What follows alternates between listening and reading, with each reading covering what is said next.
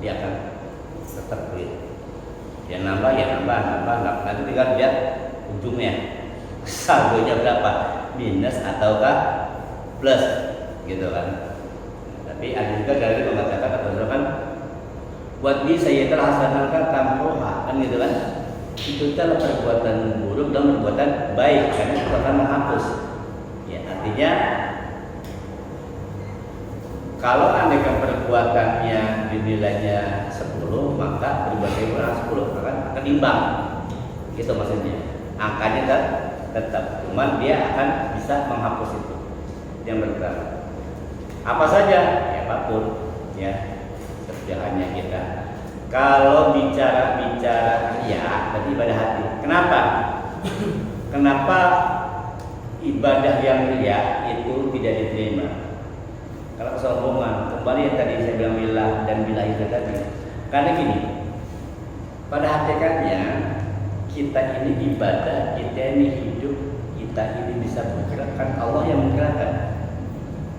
Kan Allah yang punya badan, kan Allah yang kasih oksigen, kan Allah yang menghidupkan kita punya paru-paru dan sebagainya.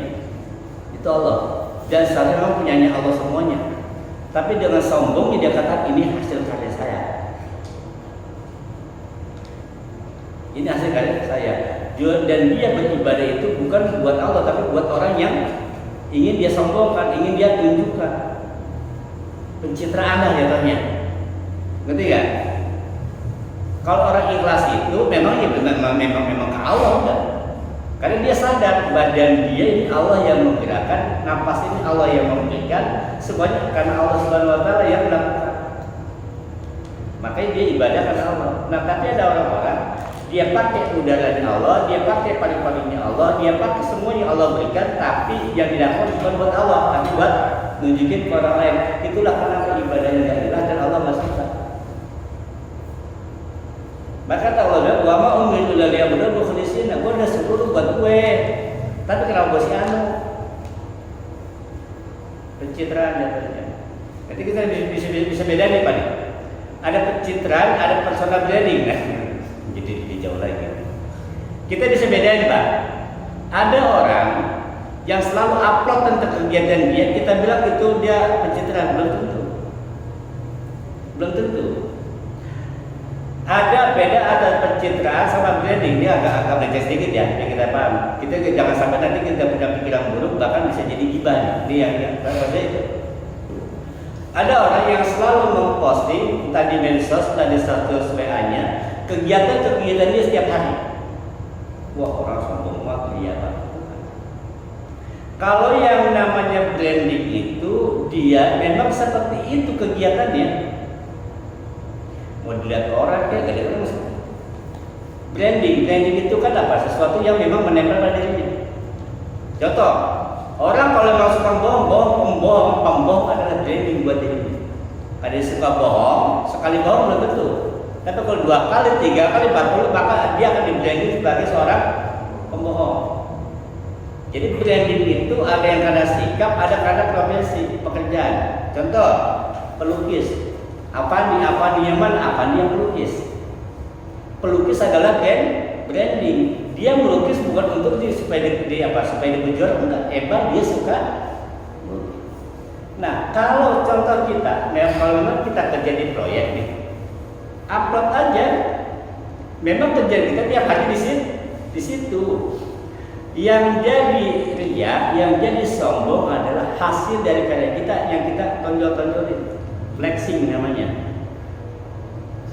Flexing. Nah, ada yang namanya pencitraan. Pencitraan itu melakukan sesuatu untuk mendapatkan simpati, pada aslinya nggak gitu, Pak.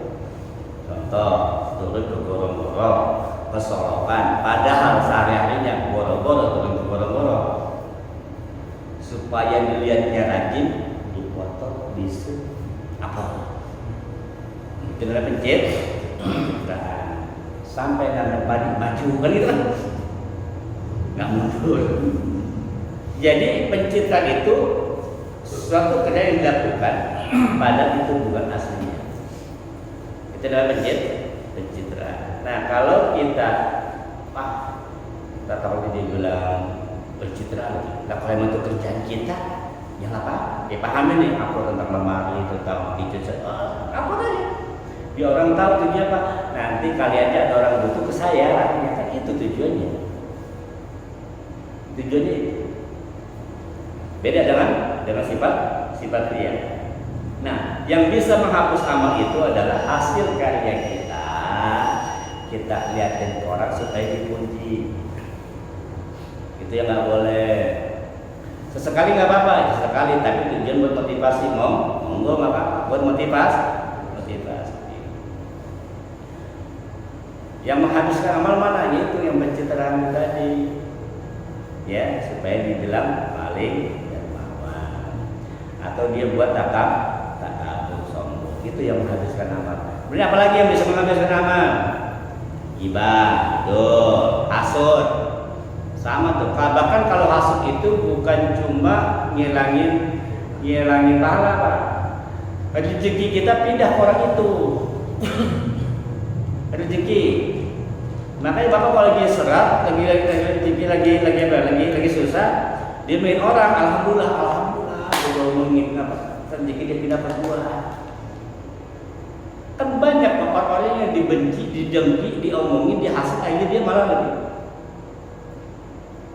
Bagi kita orang ngomong kita biarin aja, gak usah marah.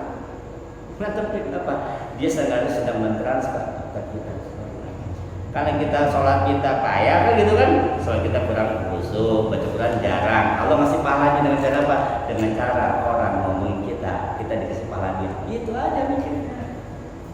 Allah baik banget dia ngomong gue dikasih pahala, dia diingat ada ngomongin gue. Alhamdulillah. Orang kalau dihidupnya enak, Pak. Jangan diomongin ngambek. Ya, enak akhiran. Karena belum nyam. Ya. Terus aja yang kedua apa? Masuk surga tanpa diberi hisab. Ada orang-orang yang masuk surga tanpa hisab. Siapa? Anak baik.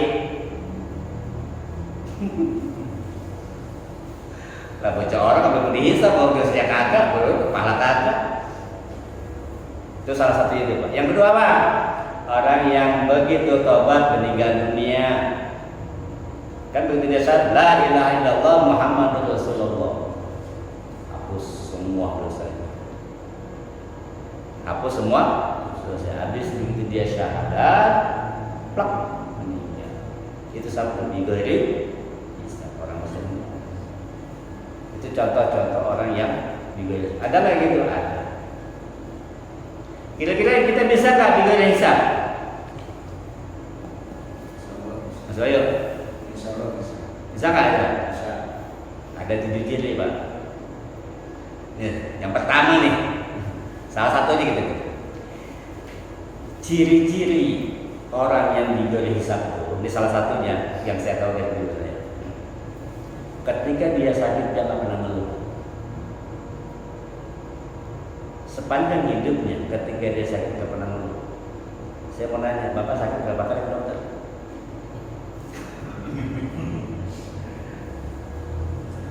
Di situ udah masuk syarat belum? Masuk syarat nggak? Udah gugur udah. Paham ya? Jadi jangan halu, gue bingung hisab nih karena gue pengurus masjid, kagak. Jangan terlalu pede dengan itu baru tadi, ya kan? Ya tapi mudah-mudahan ya alhamdulillah kalau memang benar kita minta pada Allah. Makanya Rasulullah tahu umatnya banyak yang pegang double. Rasulullah ngajarin hisabnya apa? Hisaban yasiro. Gak apa-apa, bisa gak apa-apa, di stopin polisi raja gak apa-apa, cuma diminta STNK. Yang penting begini, yang penting ada STNK-nya hidup, SIM-nya hidup, aman. Udah itu aja. Yang penting kita sholat jangan ditinggal, kan gitu. Jangan nyakitin orang, itu aja. Kalaupun nanti di-stop oleh malaikat, ditanya dihisab, insyaallah hisaban yasir. Hisabnya ringan. Maka saya begitu dengar 7 ciri orang yang tanpa hisab. Boleh seneng nih. Jadi kita masuk begitu kan.